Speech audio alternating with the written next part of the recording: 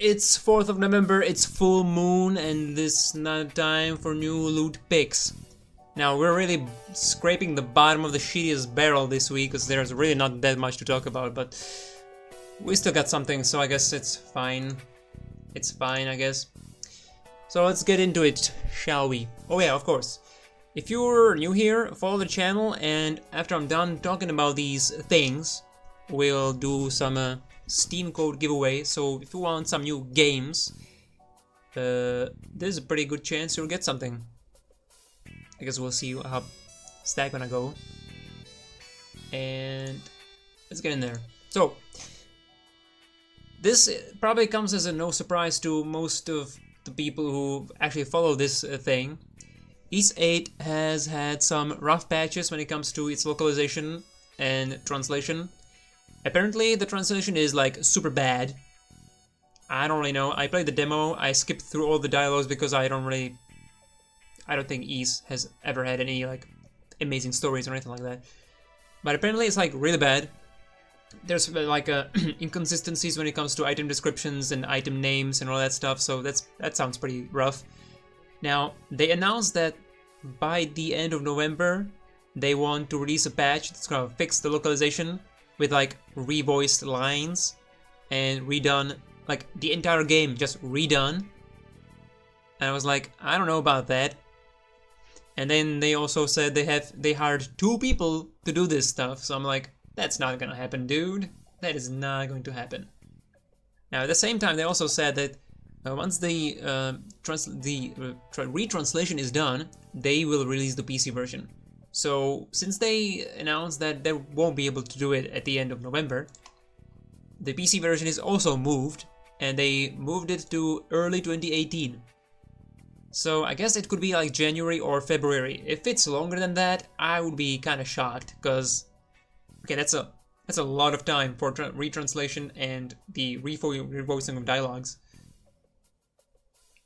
If you ask me, all it does, it makes me want to pick up the PS4 version as soon as possible while the shitty translation is still in, because I want to experience it. I want to experience the shit. No, I don't love shit, but I love some broken English. The last 2 games I played, which had really bad translation, only benefited from the bad translation because it was funny, it was amusing. The standard boring dialogues were actually amusing because of all the errors and strange choices for certain words and phrases. So like the last game I played, which had a really gnarly translation, was Regigant on the Vita. I think it was translated by like one dude, but judging by the name, he was either like he was probably some Southeast Asian guy, and he did the whole thing alone. So you could definitely see that the guy is not a native speaker, but the story of the game was so like not amazing, it was just completely average at best. The rough translation really made it way more fun to just read through. So I don't know, I'm interested to see the crappy version. Also, I don't care about voice acting, the English one anyway, so it's like I'm just gonna play with English voices, Japanese voices. If they say something stupid, I'm gonna like chuckle, I guess. Maybe at worst I'll chuckle. Having a chuckle, I think that's a good thing. I don't see how this is a big deal, but you know, a lot of people are like used to quality Falcom and Exceed translation, so they're up in arms because people get up in arms over literally anything on the internet nowadays. I don't know. Well, I just hope. Here's the thing. I'm kind of worried that this is all like a one big excuse, like a better excuse for the PC version to be delayed. Maybe they didn't really think that the translation needed touching up or anything like that, but this is maybe a better excuse than whatever is the real excuse for the PC version to be delayed. I don't know what's going on with the PC version. This sounds like a big conspiracy theory, I realize that. But at the same time, it seems like there's something really wrong with the PC version, because it seems very suspicious to me, is just what I'm saying. Like, what's the snag here? The game doesn't look all that technically demanding. I don't know what engine are they using there, but you know, could be anything. Yeah, I'm kind of curious about this. I think there was like a PC beta though for this game. I think there was a PC beta, but it was closed, so obviously there's no information out. Because if you wanna like apply for the closed beta, you have to sign an NDA, and you can stream it, you can like capture footage, anything like that. You can't talk about it. So I don't know. This whole thing is so fucked up. Like Ys 8, I played the demo. The game is glorious. It's amazing. So why are they dropping the ball so damn hard on the PC version and now also the translation? It's kind of interesting. But let's stop beating the dead horse and let's move on. Gung Ho Online Entertainment has 11 new titles in development, spanning smartphone, console, and virtual reality. Now, I don't know if you guys are familiar with this company, but probably the biggest things right now that they are doing for the Western market anyway. I remember them releasing a Ragnarok Odyssey, and then the expanded version Ragnarok Odyssey Ace, which came out for the PS3 and the Vita. That's a hunting game in the vein of Monster Hunter, Tokiden, Phantasy Star Online 2, and Freedom Wars, all that stuff, Soul Sacrifice as well, stuff like that. So if they're like I didn't really like or enjoy that much of the Ragnarok Odyssey because I didn't really gel with the art direction. The controls felt a little bit iffy to me, but the mechanics and the character building and character customization were all really solid, and they had some really neat and new ideas when it comes to hunting games. So I would totally be okay with like a new Ragnarok Odyssey game. I'd totally play that. I'd play that. Now hopefully this time they will also bring the Japanese voices, because Ragnarok Odyssey did not have that. It only had English voiceovers. I always am pissed when that happens, but you know, whatever. Also, I think in the comments I read that Gung Ho apparently has the rights for No More Heroes. So I think it seems like Grasshopper is probably going to be published by Gung Ho. They have a new No More Heroes game in the works, so sounds cool. Although I thought that's Devolver Digital. I probably should have looked into that before I started the stream, right? Well, whatever. There we go. Gung Ho has more games. They're like smartphone, console, and virtual reality. I'm still not convinced about VR in general. It's like whatever, man. I'm gonna guess that 1 or 2 games are like some sort of online competitive game, or like probably not an MMO, but some sort of online competitive game. One of those things probably gonna be. Okay, so Dynasty Warriors 9 details the new character. Okay, I'm gonna be honest. I can't read Mandarin or Chinese. I only know that the Feng Shui is actually supposed to be pronounced Feng Shui. Like the ENG is Ong sound. That's about all I know. I did look up what was the Japanese pronunciation of the new character, that being Shinkan-eng. And she looks pretty damn cool, cause I gotta say, you guys know me, right? Some of you guys know me anyway. I have a thing for girls with the big pole arms, big sticks, big weapons, right? And this girl looks pretty alright to me. Also, it's kind of interesting to me that she's also Jin. The Jin faction has like whenever there was like a new female character, it was usually in the Jin faction, now that I think about it, sort of. Although maybe that's not so true. I'm not so sure. Anyway, she looks alright. I just hope that she's not gonna sound like everybody else, because we already have enough of, you know, the certain archetype. Although she looks kind of young, that's always a reason to worry about Japanese voice acting, but you know, whatever. She looks cool. She's got a halberd. I'm in. And we got some older characters. I've seen complaints about, who was it? It wasn't Ryuzen. Oh yeah, here we go, Chen Gong. I've seen complaints about this. He was using the, I think he was using the strategist scroll or something. Very unique weapon, anyway. So now that we are entering like the new generation and Dynasty Warriors is entering like a new engine and everything, it's like a legit new game. So at the last generation, the PS3 and 360, they released the new game in that genre, in that era, was Dynasty Warriors 6. And a lot of people have a lot of hate for that game because there was a lot of clone characters. Like all the characters were using similar weapons or same weapons with the same movesets. And obviously that kind of sucks, but you know, it's new technology, so I think it's just gonna take a couple games and couple expansions before we arrive again at the like a 50 weapon category mark that we are at right now. There's a lot of... If you take a look at Dynasty Warriors 8 Extreme Legends Complete Edition, yeah, that's like the latest thing there. That's a lot of different weapon categories. It's nuts. It's crazy. And there's a lot of characters. You can create a character too. You know, they worked towards that all those years. From Dynasty Warriors 6 and all those expansions, 7 in the expansions, and now 8 expansions into the final complete edition. You know, it's a lot of development. So I completely expect that we'll just arrive there, but just not just with the first game. It's just not gonna happen. Because this is a legit new game with new tech. So it's like people say, well, but at least it's open world, right? Wink, wink. I did talk about that when I play Evil Within 2. It's like that game also went sort of open world-ish with the large maps, and there were sacrifices. The AI suffered, the pacing suffered, the enemy variety and the like a combat variety in the environment also suffered.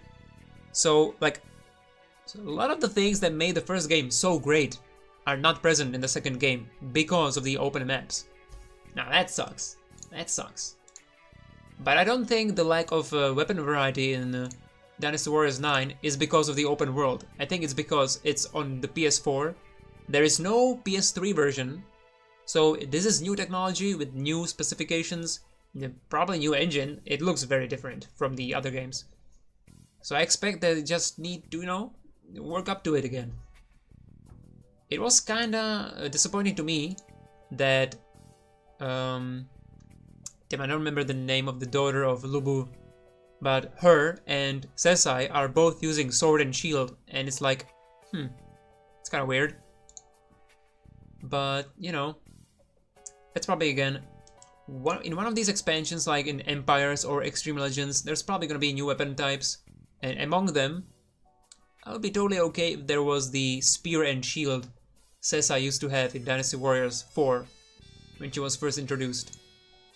That'd be cool, because that looked pretty damn cool. The spear was also kind of more of a fork thing, so that was also pretty unique. All in all, I'm still pretty excited about this. I'll be more excited about Samurai Warriors 5 and this new technology. That's gonna be even better. But, you know, I think it's still cool. I'm definitely looking forward to climbing walls and the sieging castles with Guan Yu and all that stuff. And also having all the new music. Oh man. New soundtrack of Dynasty Warriors. It's gonna be some good stuff. It's gonna be some good stuff. Okay, Arc System Works establishes North American branch. Now, I wasn't sure what exactly does that mean, because the games, the Arc System Works games, not just fighting games, but also like the platformers and smaller projects, of which there's like Damascus Gear, Operation Tokyo something something. It's like a top-down Diablo-style action RPG with mechs, so that's pretty cool. It had a Vita version, then it was released on the PS4, and now it's also on PC. So and it's also very like a budget and cheap game. So if you're looking for something quick, that's like an action RPG with mechs, it's pretty damn solid, I would say. And it's by Arc System Works, so I mean, what else do you need to know, right?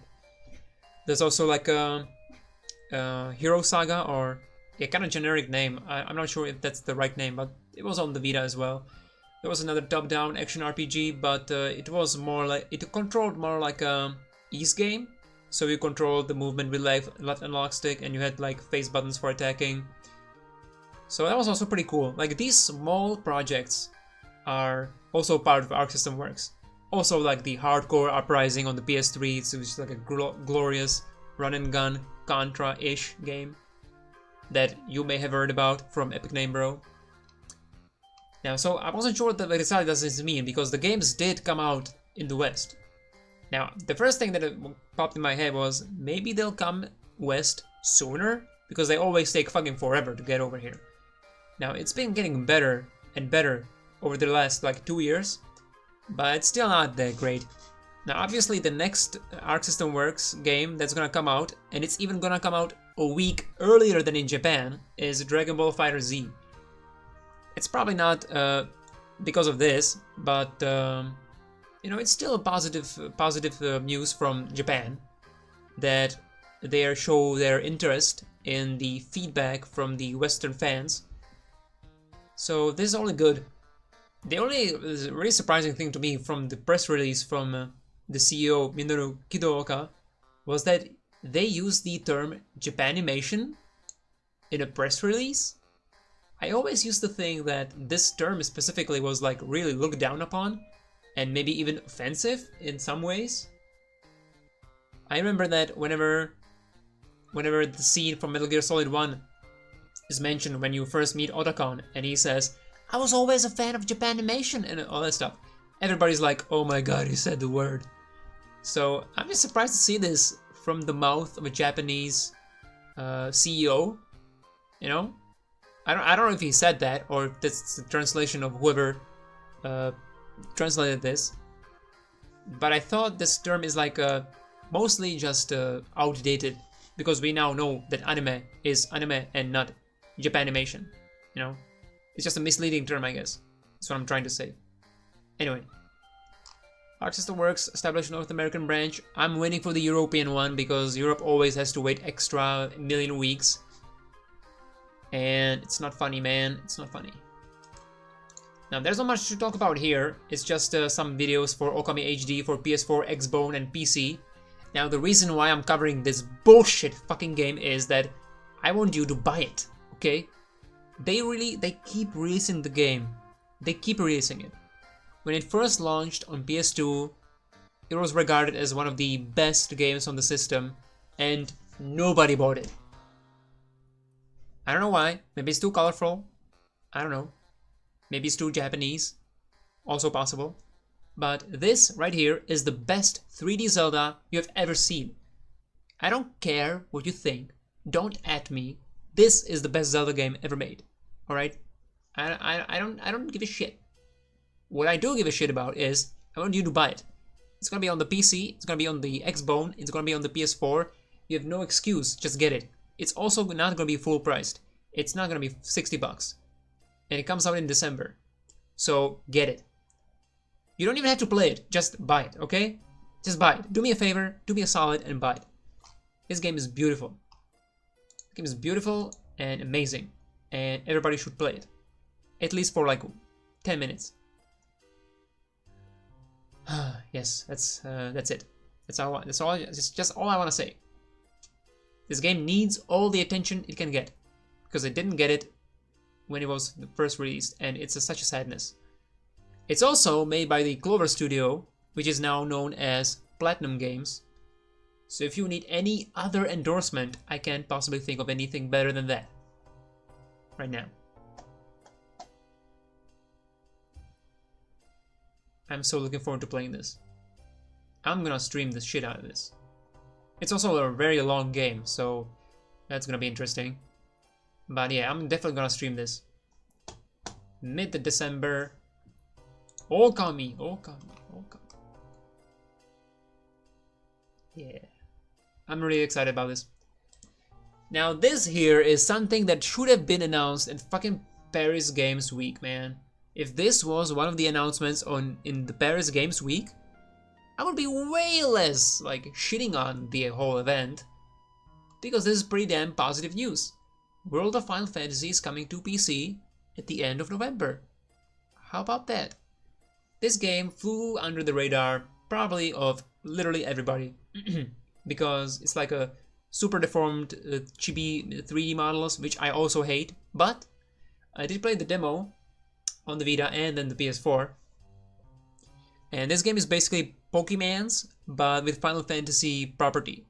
So you're basically like hunting and gathering all sorts of Final Fantasy creatures and characters. You get like really amusing flavor text whenever you catch a new monster. You can stack the creatures on top of each other to basically for like party building. It's got some really unique mechanics. Now the story probably sucks ass. I don't care. That doesn't matter. What matters is that this is like the ultimate. Okay, maybe not the ultimate, but this is like a really good fan service for people who like Final Fantasy, because you get to see all the characters, all the creatures, and some new music, of course, some good ass music. And you know, there's gonna be a lot of references with all the creatures and stuff. Many of which are very, very funny, very actually genuinely funny. You can ride behemoths, you can ride Magitic armor. It's cool, man. It's just a cool little game, and I think it deserves more attention. It's also apparently like super long. Again, like the main storyline is supposed to be like 40 hours or 50 hours or some shit. So that should be cool. I definitely think this game has some really cool mechanics going on in there. It's also like a turn.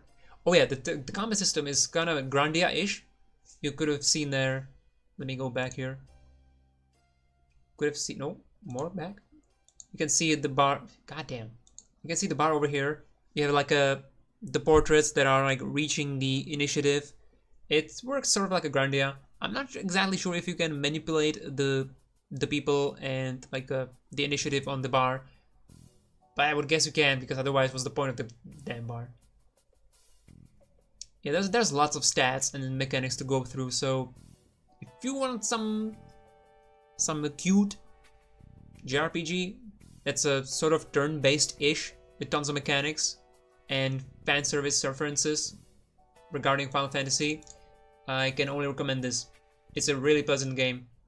I kind of noticing that lately I played Final Fantasy 12 and 15, and the thing that most popped in my mind when I was playing these games was that they're just really pleasant. Just really pleasant games. I never really thought about it that way, but it seems like Final Fantasy as a franchise, maybe it's kind of supposed to be pleasant. Although 13, 13-2 and Lightning Returns weren't all that pleasant. They were pretty like bleak and dark, so maybe not always. Listening to this music though reminds me of Final Fantasy VIII, chilling in Deling City. That was also pretty damn pleasant. Either way, check it out. It's out on PC at the end of November. Now you may remember I did talk about this game before, Full Metal Panic Fight: Who Dares Wins, which is like a Full Metal Panic by the people who made Super Robot Wars. So that's like an SRPG with robots, but this time it's gonna have a narrative and like properties of Full Metal Panic, which is kind of peculiar to me because Full Metal Panic is kind of old by now. I think it's like mid-2000s. That's hardly relevant nowadays, but you know, whatever. Could be cool. But the coolest thing about this is that it's gonna have an English localization, but it's not gonna be released in the West. So I did mention that the last, I think, 2 Super Robot Wars games were localized in English, but they were only released in the Asian market. So you had to import a copy from like a Taiwan or Singapore or something like that. And it totally works on the PS4. The shipping is not that expensive, but you know, it's gonna be more pricey than if you just, you know, went to a retail shop and bought it there. However, I gotta say, it's worth it. It's definitely worth it. These games are really special, and it's just... I guess what I want to say here is that these games would be probably really risky for a big Western publisher to pick up and pour the money in. So it seems like in this case, it could be... Yeah, it's Bandai Namco. It's probably just Bandai doing it on their own dime and releasing it in the Asian market in English. Now, the English is probably not going to be amazing, but it's gonna be good enough, at the very least. I think they learned their lessons from the original Sword Art Online Holo Fragment.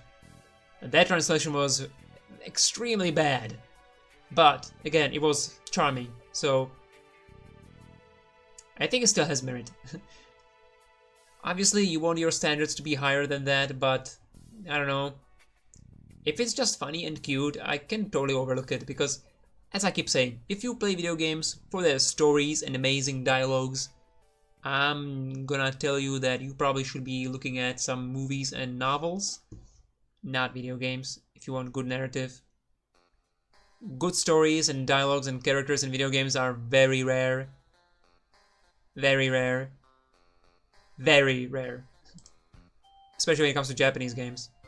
Actually, yeah, I would say that. Alright, here's the last thing. So, Perfect World Entertainment, you may know these guys from